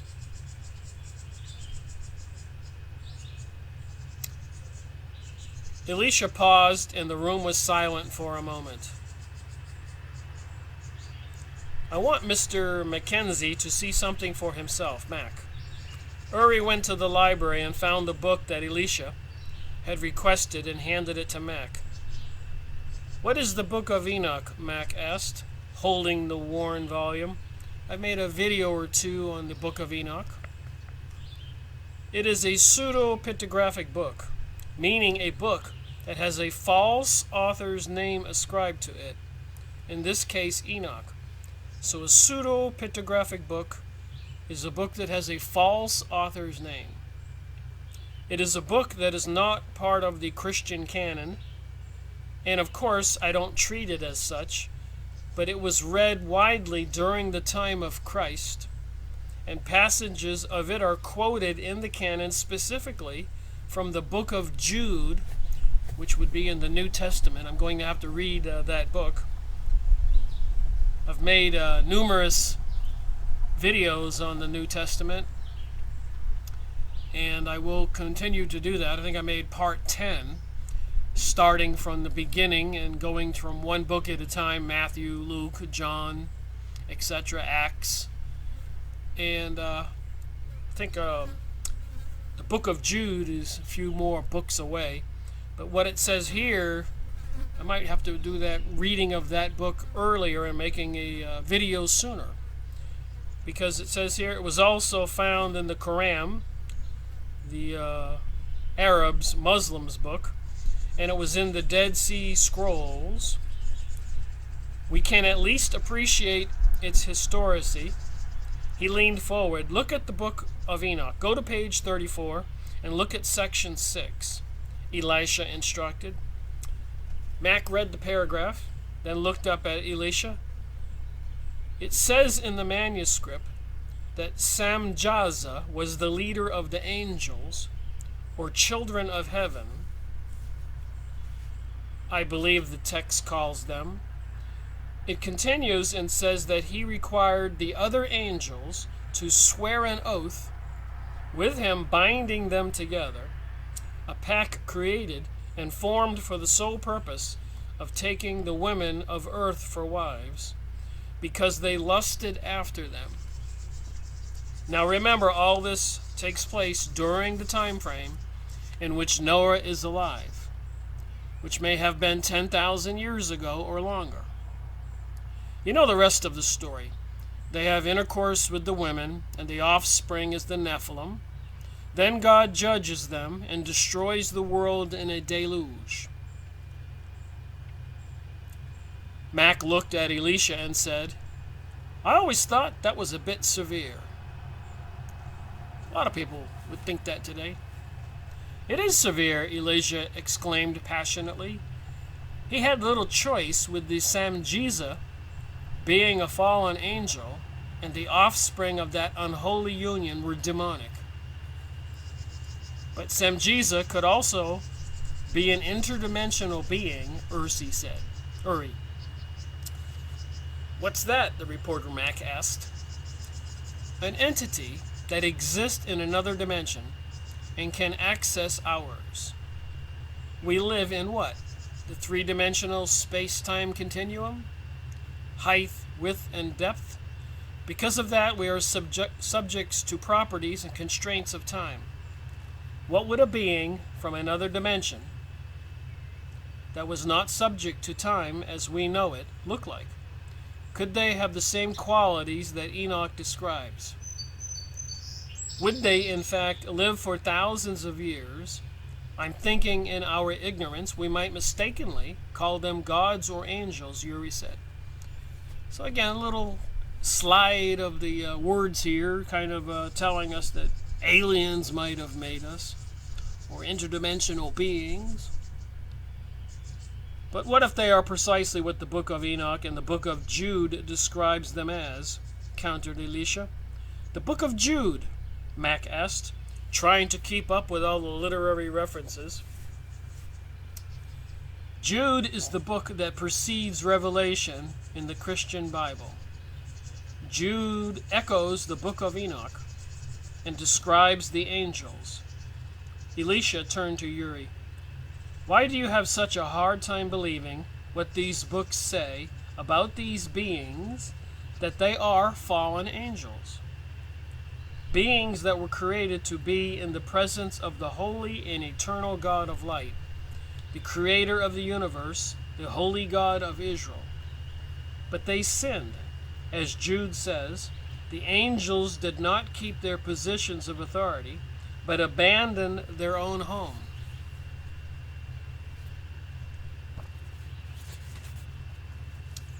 Interesting story.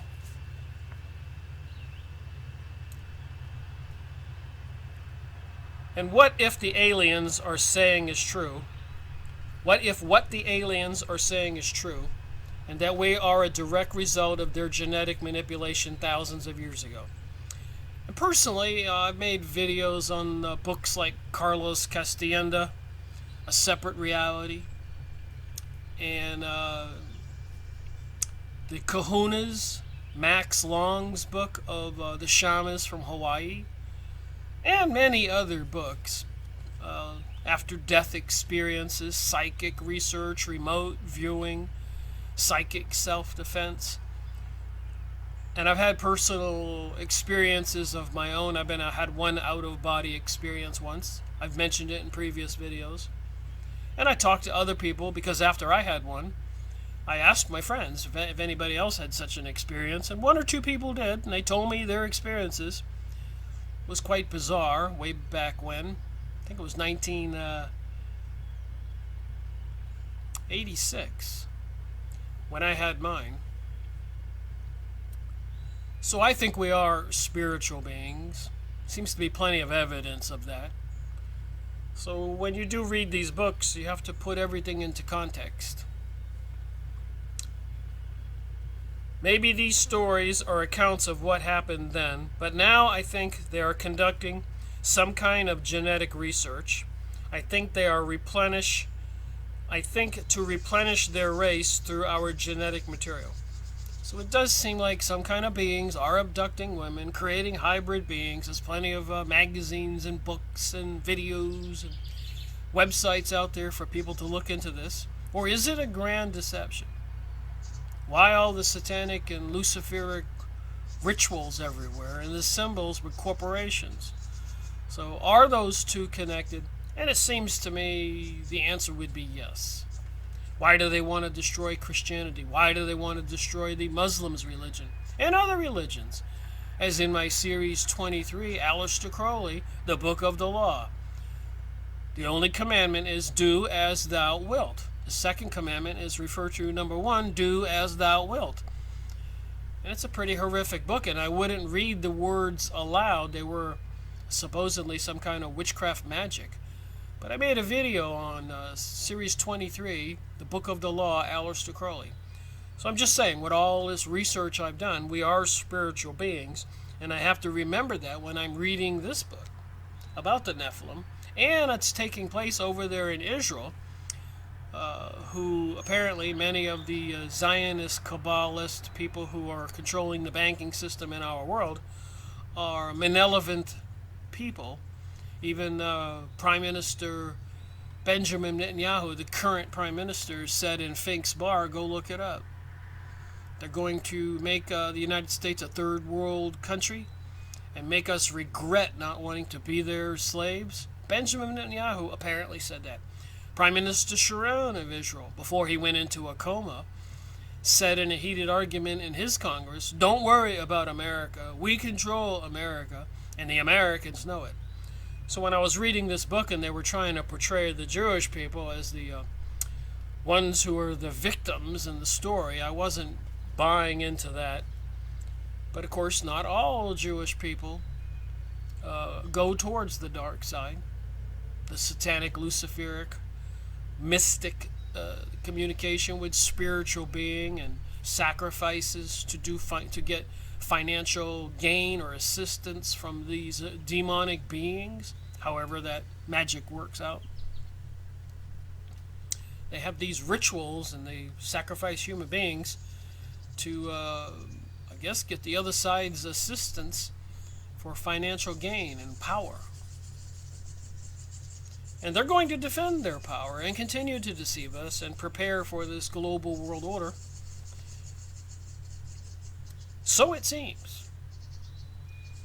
Elisha leaned on one elbow and pointed his finger at Uri and said, remember, angels are created beings. And for all we know, they may have been in existence for millions of years. They are not some cherubim, emasculated, winged beings, but were and are creatures of immense power. So much so that men are reduced to lying as if dead during the briefest of encounters with them. Wow. So they could scare somebody to death, these angels. Remember I mentioned in previous videos that, and I just learned something new too, but I was remembering that Italy had requested from the Vatican more exorcism because possession is on the rise. And when I researched it for a recent video, country requesting more exorcists, Ireland popped up. I showed that in a previous video. So Ireland, they were training more exorcists because of more cases of possession. Even students in the United States and China, all over the world, possession is on the rise. And this computerized system and all these powers that these TV screens and iPad screens and everything can have just makes you wonder what they're planning on doing if they have infinite knowledge of ancient times and ancient advanced cultures. Like in the case of Noah and that situation, if they did accomplish what they're planning on, what it seems like they are doing, then I suppose the creator of the world, God, will have to intervene again, and a great catastrophe will befall the human race if the people don't wake up and go along with this evil program.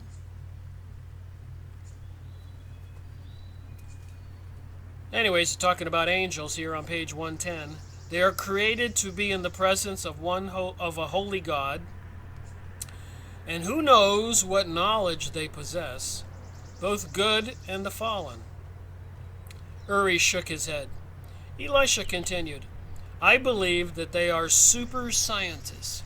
So these people, these watchers, these channeled entities, through all kinds of people today, writing books and videos on YouTube and having their own internet sites and doing lectures everywhere, are communicating with these beings with ancient knowledge and have the knowledge of a super scientist. It says in the book of Enoch that the fallen angels showed the men of earth secrets, the art of weapon making, and they certainly have done that now. This implies technology that at the time had not been developed here on earth. Think of what they might be able to dazzle us with now. This all started with me on the microwaves when I worked at a major aerospace company for 10 years near the Kennedy Space Center in Florida. If we walked out into the one of the facilities, there were signs everywhere to not walk in there because the microwave dishes were powered up and they could sterilize you.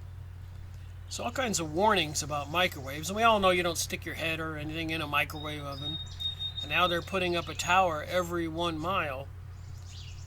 Technology that at the time had not been developed here on Earth. Think of what they might be able to dazzle us with now in this book on page 110. And the similarity of trading knowledge for access to women. To me, this is no coincidence. So somebody wants to control the human population. I don't believe it'll be good. They are back because they know that their time is short here. Then, of course, you get the recent presidential election in the United States between Hillary Clinton and Donald Trump, and all that information came out about pedophilia, Pizzagate, and all that. These people, I guess, are still into malevolent sexual rituals, sex with children, orgies, all the things Sodom and Gomorrah, Babylon, the destruction in the past. Some sick entities or people. Uri rose from his chair, paced a few times, and argued, "I don't agree. We have been through this over and over again. A dog who chases his tail. No. You argue always from spiritual and I from secular. I'm thinking no one really knows. But that is why we're involved in the research. We agree something is going on," it says on page 111. "We have different answers to what. But we believe. It seems that some governments in the world are not telling everything they know, and to keep these things from their citizens. But we believe women and men are being abducted, and discs are seen by people everywhere." So I'll finish this video with a little comment of my own. Go look on to MUFON, MUFON.com, and look up the current sightings for your own edification. And it's pretty obvious to me that there is what they call re-education. Even in Florida, when they first tried to pass legislation to bring us the lottery, the people of the state overwhelmingly voted against it. And I remember one commenter on one program saying, "No worries, we're just going to try again and again and again and again, and we're going to educate the people and publish these articles and how the money is going to benefit the school system and so much." And year after year they did that. And eventually the people were worn out and passed the law that we got the lottery. Now they control that kind of money. And apparently if they have these assistants from these interdimensional entities that can look forward in time and back in time, they can get the correct numbers. Just a thought. So they re-educate the people. They propaganda material out there. And then the same thing with gay marriage. I remember driving up the highway and the reporter on the radio program was saying, "Well, it's 30% for gay marriage and 70% against. I guess it'll never pass." And I remembered the lottery situation in Florida. I said, yep, they're going to keep it, propaganda out there, educating the people out there, wearing the people out. People are going, "I don't care, just be over with, treat everybody the same." And now we have a perverted reality with Pizzagate and even trying to get pedophilia, ages of sexual consent for younger people lowered or eliminated. Like Aleister Crowley said, "Do as thou wilt." It's all an experience. Do whatever you want. They would have us believe. I'm not buying it. I think there are evil forces out there, and I think they're planning on this global world order. I think they're dumping chemicals in the sky. Another doctor recently came out and said something about it, and apparently his career was ruined. So these people who do work for the government or universities or whatever, major companies, a lot of people have been assassinated for speaking the truth and getting the word out. There is a war going on. It does seem like it's coming at us like a freight train. And as spiritual beings, we do have a super weapon at our disposal. Talking to God, believing and having faith. There's some power, and they're afraid of that. Even that book I've gone over, Volume 1, Volume 2, to eliminate the opaque.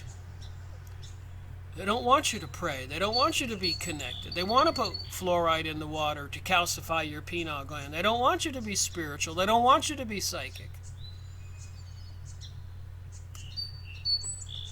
Thank you for watching my video Rick Miracle reporting.